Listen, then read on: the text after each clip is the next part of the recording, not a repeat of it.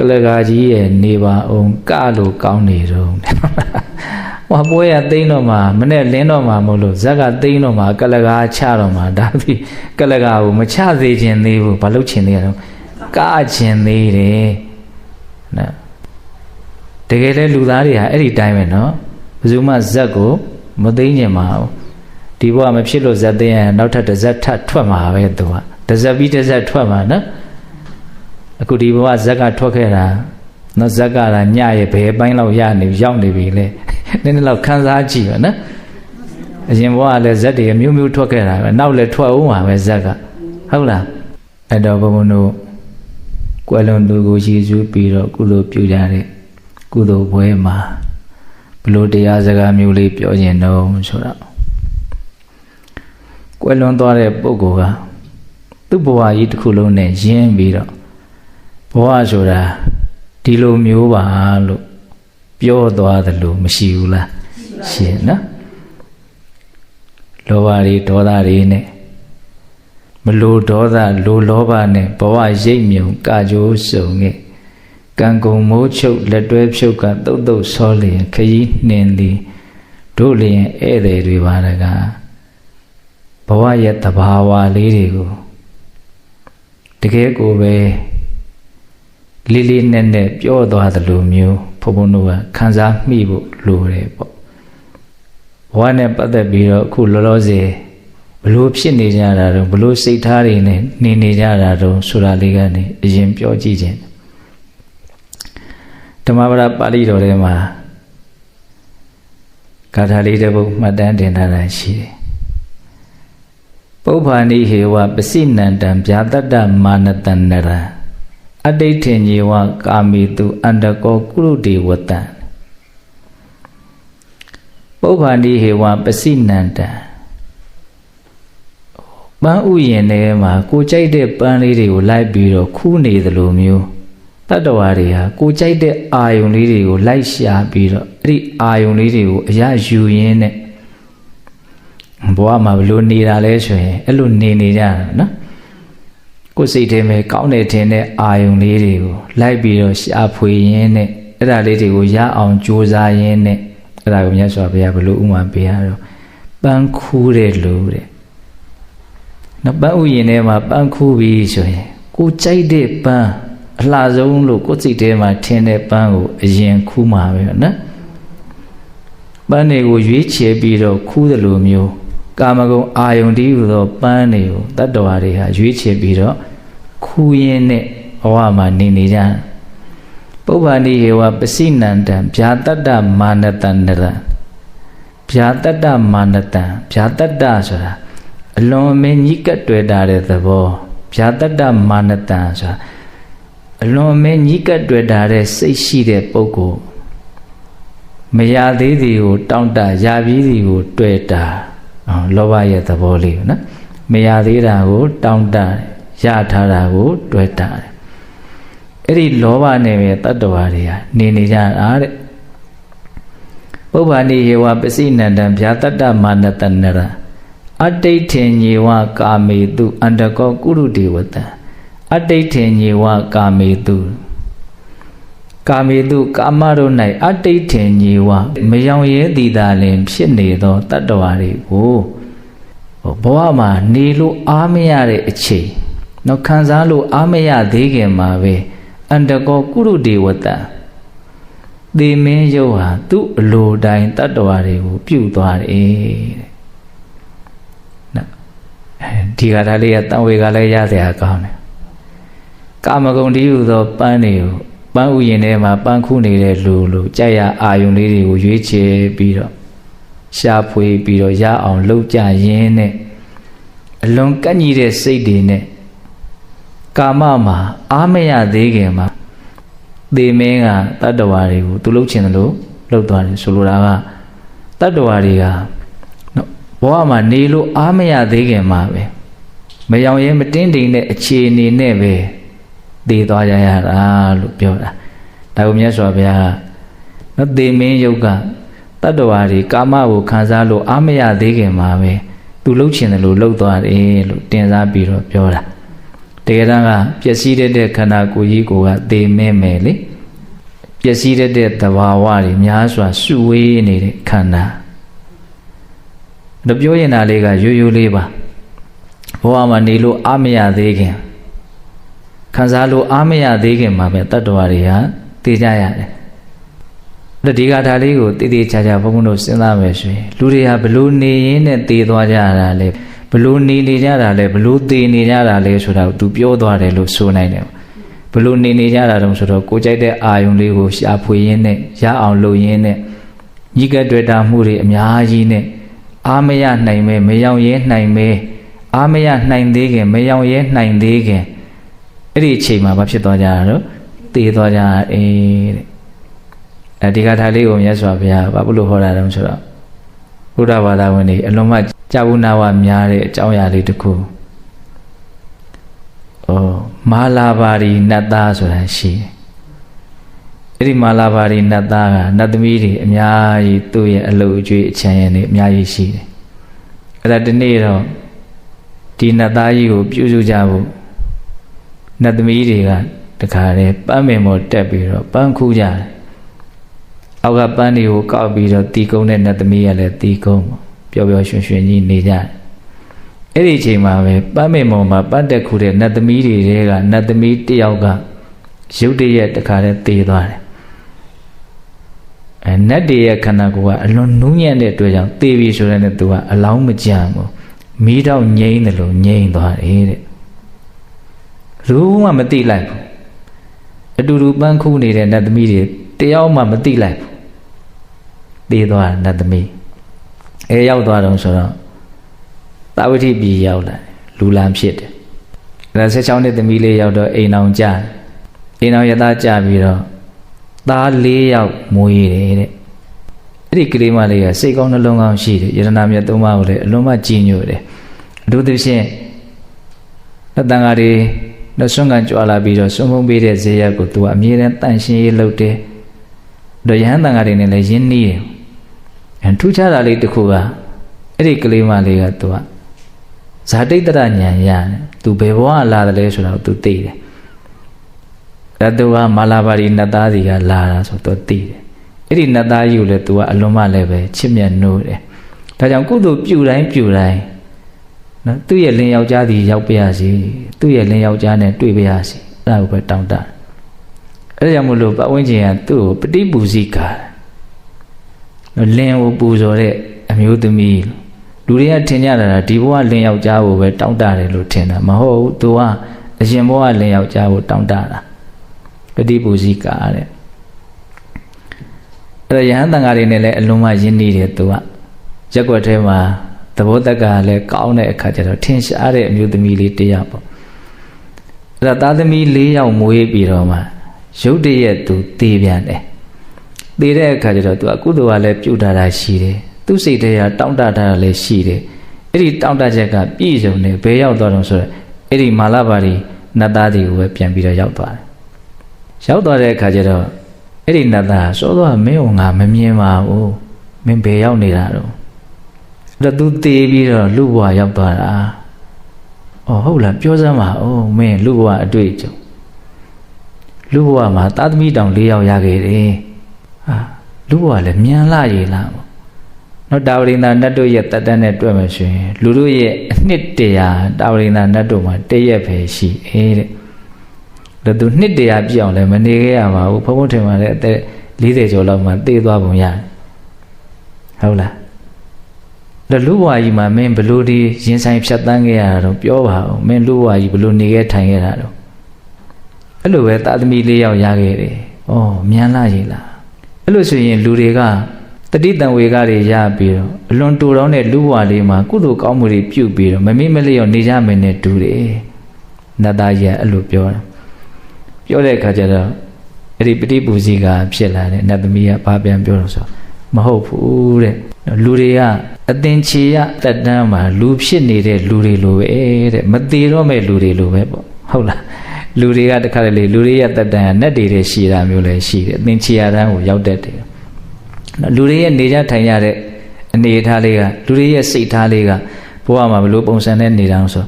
မသေးတော့မလို့မျိုးနေကြတာတဲ့သူကအဲ့လိုပြောတာဟုတ်လားကျွတ်တို့လည်းပဲတကယ်တမ်းကတော့အဲ့ဒီထဲပဲနော်မသေးတော့မလို့ပဲနေတာပါဟုတ်လားလူဝတ္တတသိပ်ပြီးတော့မကြာဘူးမရှိဘူးလို့ဆိုတော့လည်းပဲတကယ်ကိုယ်စိတ်လေးကိုပြန်ပြီးတော့အကဲခတ်ကြည့်မယ်ဆိုလို့ရှိရင်မသေးတော့မလို့မျိုးစိတ်နဲ့ပဲနေကြတာ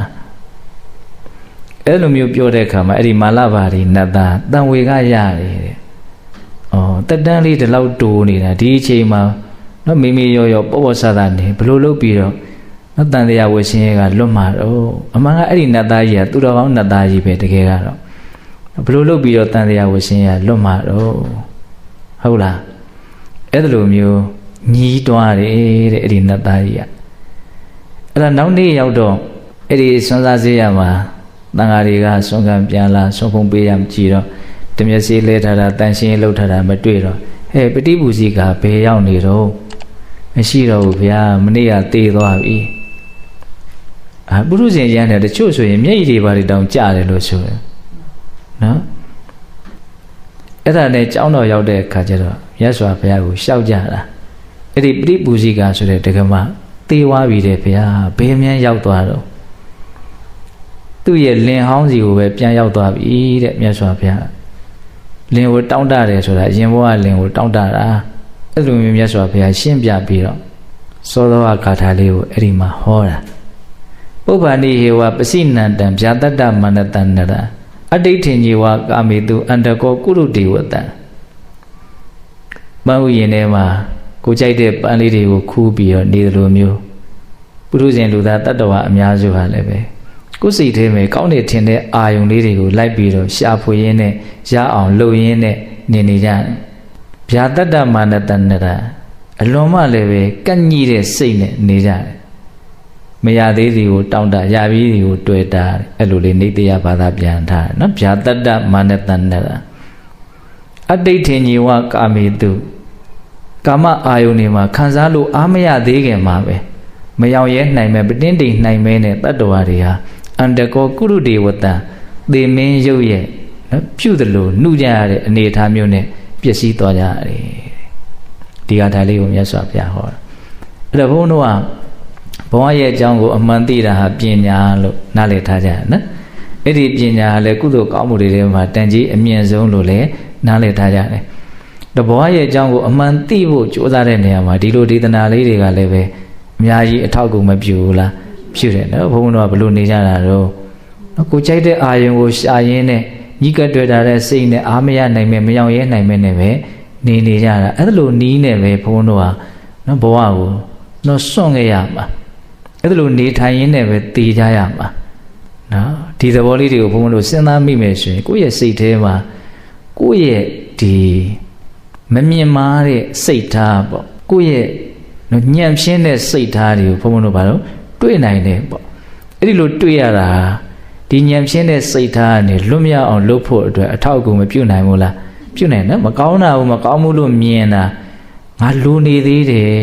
လူနေသေးတာကိုလူနေသေးတယ်လို့မြင်တာကိုကစ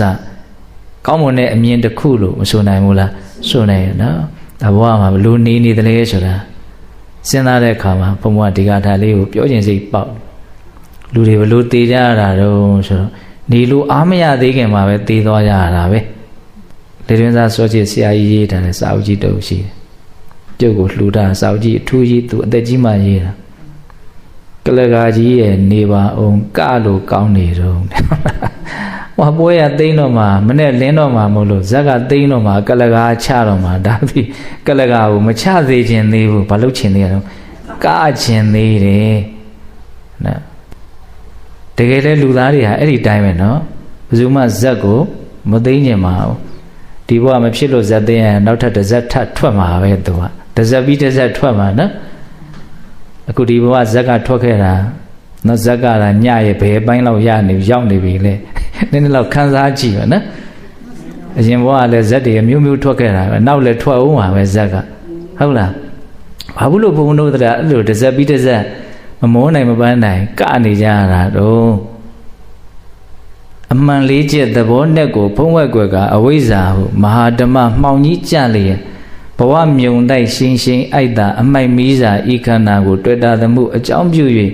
အကုသလဓမ္မညစ်ဆိုးအပြစ်မျိုးကိုကြိုးကြိုးပန်းပန်းနေစဉ်ထံကပယ်လန်းပြီးစအပုံညာတိဘဝနောင်ခတန်တရားလင်လူရနညာစည်းစိမ်သွမ်းကိုချမ်းသာအတိအထင်ကြီးလျက်ဂတိနောင်ကိုကောင်းစီလို၍ကုသိုလ်အယုအမျိုးမျိုးကိုကြိုးကြိုးစားစားပြုတုံညာက10ပါးပုံညအာနင်ဇဟုဘဝနီးရင်ပွားတုံလျင်းသည်ဝုခင်ဝွနွယ်ရှိသည်ဘာလို့ဇက်တွေကမမောနိုင်မပန်းနိုင်တစ်စက်ပြီးတစ်စက်အတင်းကနေကြရတာတော့အမှန်လေးချက်သဘောနဲ့ကိုဖုံးဝဲကွယ်ကအဝိဇ္ဇာဟုမဟာဓမ္မမှောင်ကြီးကြလျက်အဓိကကတော့သစ္စာလေးပါးကိုမသိလို့ဘဝဇက်တွေကတစ်စက်ပြီးတစ်စက်ထွက်နေရတယ်ဟုတ်လားဘဝဟာဆင်းရဲတယ်ဆိုတဲ့အမှန်တရားကိုတကယ်မသိတဲ့အခါကျတော့ဒီဘဝကိုပဲတွေ့တာတယ်မမောတယ်သမုဒိယသစ္စာနဲ့ဒုက္ခဖြစ်ကြောင်းအလုပ်တွေကိုဘုန်းဘုန်းတို့ဟာလုပ်ကြတယ်ပေါ့ဟုတ်လားသစ္စာလေးပါးကိုမသိခြင်းဟာဘဝတွေတဘဝပြီးတဘဝဆက်ဆက်ဖြစ်နေခြင်းရဲ့အဓိကအကြောင်းတရားပဲအဝိဇ္ဇာပြည့်စရာသင်္ခါရကိုရေးတာနော်လေဒီဆိုတော်ဘုရားကြီးအမှန်လေးချက်သဘောနဲ့ကိုဆိုတာသစ္စာလေးပါးကိုပြောတာဘဝဆင်းရဲတယ်ဆိုတဲ့အမှန်တရားလိုချင်မမောမှုဟာဒုက္ခရဲ့အကြောင်းတရားဖြစ်တယ်ဆိုတဲ့အမှန်တရားလိုချင်မမောမှုချုပ်ငြိမ်းခြင်းသည်ဒုက္ခချုပ်ငြိမ်းခြင်းဖြစ်တယ်ဆိုတဲ့အမှန်တရားဘဝရဲ့အမှန်တဘာဝတွေကိုအမှန်သိတဲ့တမာဒိဋ္ဌိကောင်းဆောင်တဲ့မဲခင်၈ပါးသည်ဒုက္ခငြိမ်းရာသို့ဆက်ရောက်စေတဲ့လမ်းကြောင်းဖြစ်တယ်ဆိုတဲ့အမှန်တရားသိဖို့အလွန်တရာမှခက်ခဲတဲ့လေးနက်တဲ့သဘောတဘာဝကြီးသစ္စာ၄ပါးဒါကိုဘယ်လိုရေးတာအောင်ဆိုရအမှန်လေးချက်သဘောနဲ့ကိုဖုံးဝဲကွယ်ကအဝိဇ္ဇာဟုမဟာဓမ္မမှောင်ကြီးကြလေဓမ္မဆိုတာအမိုက်မှောင်မဟာဓမ္မမှောင်ကြီးကြလေဘာလို့ကြတော့ဘဝမြုံတိုက်ရှင်းရှင်းအိုက်တာအမိုက်မီးစာဤခန္ဓာကိုတွေ့တာသမှုအကြောင်းပြု၍အကုသလဓမ္မညစ်ဆိုးအပြစ်မျိုးကိုကြိုးကြိုးပန်းပန်းနေစဉ်ထံကပယ်လန်းပြီးစာအပုံညာတယ်နော်ဘဝရဲ့ပေါ်မှာတွေ့တာတဲ့စိတ်နဲ့ပဲဘဝကိုကောင်းအောင်ဆိုတဲ့စိတ်နဲ့ပဲမကောင်းမှုတွေကိုလူတွေကလုပ်ကြတယ်အပုံညာပြီးသင်္ခါရပေါ့နော်အပယ်မျိုးစိချကြတာပေါ့ဟုတ်လားဘဝမြုံတိုက်ရှင်းရှင်းအိုက်တာအမိုက်မီးစာဤခန္ဓာကိုတွေ့တာသမှုအကြောင်းပြု၍အကုသလဓမ္မညစ်ဆိုအပြစ်မျိုးကိုကြိုးကြိုးပန်းပန်းနေစဉ်ထံကပယ်လန်းပြီးစာအပုံညာဤစကလုံးလေးကောင်းအောင်နော်ကြိုးကြိုးပန်းပန်းနေစဉ်ထံဟုတ်လားတာဝန်ကြီးတစ်ခုထမ်းဆောင်တယ်လို့အကုသိုလ်တွေကိုလုပ်နေကြတာဟုတ်လားပယ်လန်းပြီးစာအပုံညာဤ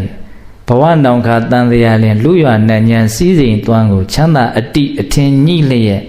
ဂတိနောင်ကိုကောင်းစီလို၍ကုသိုလ်အယုအမျိုးမျိုးကိုကြိုးကြိုးစားစားပြုတုံညာက10ပါးပုံညာဒါကြောင့်လည်းပဲဒုက္ခတိဘဝရရှိဖို့အတွက်မျိုးစီချကြပြန်တယ်ပေါ့နော်ဘဝဇက်တွေကိုတစ်မျိုးပြီးတစ်မျိုးမရိုးရအောင်ကမယ်ဆိုတဲ့စိတ်နဲ့လုပ်ကြတာပေါ့နော်အပုံညာပြီးသင်္ခါရပုံညာပြီးသင်္ခါရပြီးတော့ဟာတော့အာနင်ဇာပြီးသင်္ခါရဆိုတာရှိသေးတယ်ဇန်တရားတွေကိုအဓိကယူရတာပြမဖြစ်ဖို့အတွက်လုပ်ကြတာပေါ့နော်အဲ့ဒါတွေကတော့တိတ်ပြီးတော့လူလောကကြီးမှာအရင်ကြီးမများတဲ့အတွက်ကြောင့်ဆရာကြီးကအကျေတဝန်းထည့်ပြီးတော့မရေးဘူးသူကအပုံညာပြီးသင်္ခါရနဲ့ပုံညာပြီးသင်္ခါရကိုပဲအကျေတဝန်းရေးတာနော်10ပါးပုံညာအာနင်ဇဟုဘဝနှီးရင်ပွားတုံလျင်းသည်ဝုခင်ဝွနွယ်ရှိသည်ဟုတ်လားဒါကသာသနာ့ရေးဟူသောမှန်ကန်တဲ့အဆုံးအမနဲ့တွေ့ကြုံရတဲ့အခိုက်အတန့်လေးမှသာလျှင်နားလည်ခွင့်ရတဲ့အမှန်တရားပေါ့ဟုတ်လားအဲ့တော့ဘုန်းတို့ဘယ်လိုလာခဲ့ကြတာတုံးဆိုတော့သစ္စာလေးပါးကိုမသိမှုအဝိဇ္ဇာဥစီးပြီးတော့ဘဝရဲ့ပေါ်မှာမမောတဲ့တဏှာအဝိဇ္ဇာနဲ့တဏှာနော်အကြောင်းတရားကြီးနှစ်ခုအရင်ခံပြီးတော့ဘုန်းတို့ရဲ့အတိတ်ဘဝကအနေအထားတွေဒါအကျဉ်းချုပ်ပြီးတော့မြတ်စွာဘုရားဟောပြတာဝိဇ္ဇာပစ္စယသင်္ခါရဆိုတာအတိတ်ကအကြောင်းတရားမင်းတို့အဲ့လိုလာခဲ့တာဟုတ်လားပိဿုပန်ကတော့ဘယ်လိုတော့ခုနသုတ်တန်ဒေသနာနဲ့ညှိလိုက်တော့နော်ကိုလိုချင်တဲ့အာယုံလေးတွေကိုပန်းခူးတဲ့နော်ဥယျာဉ်ထဲမှာပန်းခူးတဲ့လူကနော်ပန်းလေးတွေခူးနေတယ်လို့ကိုလိုတဲ့အာယုံကိုလိုက်ရှာရင်းနဲ့ညှိကတွေ့တာတဲ့စိတ်နဲ့ပဲအာမရနိုင်မယ်မယောင်ရဲနိုင်မယ်နဲ့တတ္တဝါတွေဟာသိကြတာလောဘနဲ့နေပြီးတော့လောဘနဲ့ပဲသိသွားတာအချင်းချုပ်ပြောရရင်အဲ့ဒီတိုင်းပဲဟုတ်လားအဲ့ဒါဒီပင်လေနောက်ထပ်ဘဝတွေရာကြောင်းအတွက် အကြောင်းတရားတွေကိုထူထောင်ပြီးသားဖြစ်သွားတာပဲလေသူကဟုတ်လားဝိဇ္ဇာပစ္စယသင်္ခါရသင်္ခါရပစ္စယဝိညာဏဝိညာဏပစ္စယနာမရူပနာမရူပပစ္စယသာလနာသာလနာပစ္စယဖတ်သောဖတ်တာပစ္စယဝေဒနာဒီထိကသူဟာအတိတ်အကြောင်းရဲ့ပြစ္ဆုတ်ပံအကျိုးရဲ့ကိုပြောထားတာအနာကအကျိုးရလဒ်ဆိုးတွေထွက်ဖို့အတွက်ပြစ္ဆုတ်ပံအကြောင်းတရားအနေနဲ့ဘုန်းဘုန်းတို့ကလည်းစူးစမ်းနေကြတာရှိတယ်အဲ့ဒါပါတော့ဝေဒနာပစ္စယတဏှာတဏှာပစ္စယဥပါဒနာဥပါဒနာပစ္စယဘောအဲ့ဒီထိကဒါပြစ္ဆုတ်ပံအကြောင်းတရားအနာဂတ်မှာအကျိုးရလဒ်ဆိုးတွေထွက်ဖို့အတွက်သူလုပ်နေတာခံစားမှုဝေဒနာတွေဖြစ်တိုင်းအမှန်သိအောင်မလုပ်အမှန်သိအောင်မလုပ်တဲ့အခါကျတော့နော်လူချင်းမမောမှုတဏှာဖြစ်တယ်လူချင်းမမောမှုတဏှာနဲ့ဆွဲလန်းမှုဥပါဒံထိအဖြစ်သွားတော့ယဉ်သွားတယ်ဗောနော်ဥပါဒံဖြစ်တော့ဘဝတွေရာကြောင်းတွေလောက်ကြပြန်တယ်ဥပါဒနာပစ္စယဘဝပစ္စယဘာလာမှာတော့ဇာတိအနာဂတ်မှာကိုသွားမဲ့နေရဇာတိဘဝတစ်ခုခုတော့ဆက်ပြီးတော့ဖြစ်လိမ့်မယ်ရလိမ့်မယ်ဟုတ်လားဇာတိပစ္စယဇရာမရဏတောကပရိဒေဝဒုက္ခဒေါမနတုပါယတာတမ္မွန်တိဟုတ်လားမွေးလာပြီဆိုရင်အိုးရတယ်ဟောင်းရတယ်ပျက်စီးရတယ်ပြီးရင်ဘာတော့စိုးရင်ရတယ်ငိုကြွေးရတယ်ကိုယ်ဆင်းရဲမှုစိတ်ဆင်းရဲမှုတွေကြုံရတယ်ပြင်းစွာပင်ပန်းမှုတွေလည်းကြုံရတယ်နောက်ဆုံးအနှစ်ချုပ်လိုက်တော့နော်အတိတ်အနာဂတ်ပြစ္ဆုတ်ပံနော်ဖြစ်ခဲ့တာတွေဖြစ်နေတာတွေဖြစ်အောင်မာတွေအကုန်လုံးတခါတည်းအနှစ်ချုပ်ပြီးတော့စီစစ်ကြည့်မယ်ဆိုရင်ဘာတွေဖြစ်နေတာတော့ဧဝမေတ္တကေဝလတ္တဒုက္ခခန္ဓတသမုဒယဟောတိတဲ့မြတ်စွာဘုရားသုံးသပ်ပြသွားတာဟုတ်လားဘာချမ်းသာမှမရောရှက်တဲ့တက်ဆင်းရဲဒုက္ခအစုအပုံကြီးဖြစ်နေခြင်းမျှပဲလို့ဘဝရဲ့သဘောကိုမြတ်စွာဘုရားအဲ့လိုမြင်ပြသွားတာဟုတ်လားအဲ့တော့အဲ့လိုဘုံဘုံတို့ကမြင်မယ်ဆိုလို့ရှိရင်စိတ်ထဲကအလို့လျောက်ဘာလို့ခြင်းစိတ်ပေါမလို့လွတ်မြောက်ခြင်းစိတ်ပေါမယ်ပေါ့နော်လွတ်မြောက်ခြင်းစိတ်ပေါပြီဆိုလို့ရှိရင်လွတ်မြောက်အောင်ကြိုးစားရမယ်ပေါ့တော့လွတ်မြောက်အောင်ကြိုးစားတဲ့အခါမှာဘုန်းတို့ကဘလို့ကြိုးစားရမှာတော့ဓမ္မပဒပါဠိတော်ထဲမှာလာတဲ့ဂါထာလေးတစ်ပုဒ်ကိုပဲဘုံဘုံပြောပြမယ်နာဟိဧတေဟိယာနေဟိကိစ္ဆေယအဂတံတိတံယတထနာတုတံဒေနဒန္တောဒန္ဒေနကိစ္စတိဒီဂါထာလေးလည်းကောင်းဂါထာ150ရဲ့ပါလားဟုတ်နော်နာဟိဧတေဟိယာနေဟိကိစ္ဆေယအဂတံတိတံယတထနာတုတံဒေနဒန္တောဒန္ဒေနကိစ္စတိဘာပြောတာလဲဒီဘက်ကနော်ဒီမျက်စိနဲ့မြင်နေရတဲ့လောကမှာရှိသမျှယင်နေနဲ့မရောက်ဘူးသေးတဲ့အရက်လို့ဆိုတဲ့နိဗ္ဗာန်ကိုမရောက်နိုင်ဘူးတဲ့နော်ကားတွေစီးသွားလို့ယထာတွေစီးသွားလို့လေရင်စီးသွားလို့သင်္ဘောစီးသွားလို့လောကမှာရှိသမျှယင်အမျိုးစုံဘယ်ယင်ကိုစီးလို့မှမရောက်ဘူးသေးတဲ့အရက်လို့ဆိုတဲ့နိဗ္ဗာန်ကိုမရောက်နိုင်ဘူးတဲ့ဘယ်လိုယင်မျိုးကမှနိဗ္ဗာန်ကိုရောက်အောင်မပို့နိုင်ဘူးဘာစီးသွားလို့မှမရောက်နိုင်ဘူးနာဟိဧတေဟိယာနေဟိကိစ္ဆေယအဂတံတိတံအဂတံတိတံမရောက်ဘူးသေးတဲ့အရက်တည်းဟူသောနိဗ္ဗာန်ကိုကိစ္ဆေယနာဟိကိစ္ဆေယမရောက်နိုင်ဘူးဧတေဟိယာနေဟိဟောဒီယင်နေစီးသွားလို့ကတော့မရောက်ဘူးတဲ့နိဗ္ဗာန်တည်းဟူသောအရက်ကိုမရောက်နိုင်ဘူးတဲ့ဘယ်ယင်စီးမှရောက်မှာတော့ဘလို့လုံးမှရောက်မှာတော့မရောက်ဘူးတဲ့နိဗ္ဗာန်ကိုရောက်ဖို့ဆိုလိုတာကဘဝတည်းဟူသောဆင်းရဲတဲ့အနေထားကနေလွတ်မြောက်ဖို့ဘလို့လုံးမှလွတ်မြောက်မှာတော့ယတထနာတုဒန္ဒေနဒန္တောဒန္ဒေနကိစ္စတိယတထနာတုဒန္ဒေနတဲ့အတ္တနာတုဒန္ဒေနတုဒန္ဒေနကောင်းကောင်းဆုံးမထားတဲ့အတ္တနာကိုယ့်ရဲ့စိတ်နော်ကိုယ့်စိတ်ကလေးကိုကောင်းကောင်းဆုံးမလောဘဒေါသမောဟမဖြစ်အောင်လုပ်တာကိုကောင်းကောင်းဆုံးမတယ်လို့ပြောတာလောဘဒေါသမောဟကလည်းပဲသတိပဋ္ဌာန်တရားလေးပွားနေမှမဖြစ်တာသတိရှိနေမှလောဘဒေါသမဖြစ်တာသတိမရှိတဲ့အချိန်တိုင်းလောဘဒေါသမောဟကကြီးတာနဲ့သေးတာပဲကွာတယ်တခုမဟုတ်တခုကတော့ဖြစ်နေတာပဲဟုတ်လား